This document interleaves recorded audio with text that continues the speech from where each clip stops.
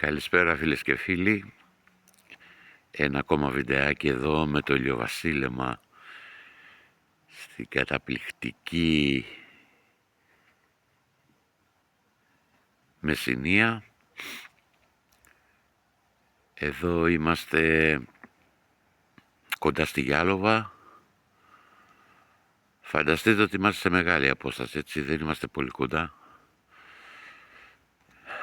Αλλά μιλάμε για το τρομερότερο ηλιοβασίλεμα. Φανταστείτε, ο ήλιος ακόμα δεν έχει μπει μέσα στη θάλασσα. Είναι πάνω, γι' αυτό φέρεται και έτσι.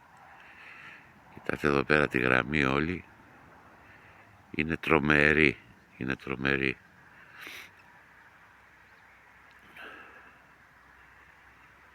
Στο κανάλι μας λοιπόν θα ανεβαίνουν τέτοια βιντεάκια. Κάποιες φορές τραβηγμένα από drone. Αναλόγως, φυσικά με τι μπορούμε. Και το χρόνο που θα έχουμε για να ανεβάζουμε κάποια βίντεο.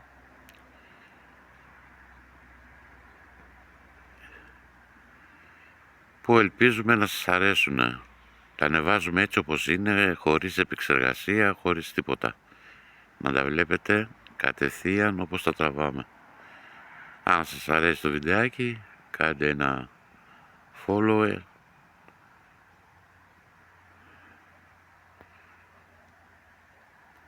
Εγγραφείτε στο κανάλι μας. Θα έρθουν ακόμα πιο πολλά βίντεο και άλλα πραγματάκια σιγά σιγά θα τα ανεβάζουμε στο κανάλι μας.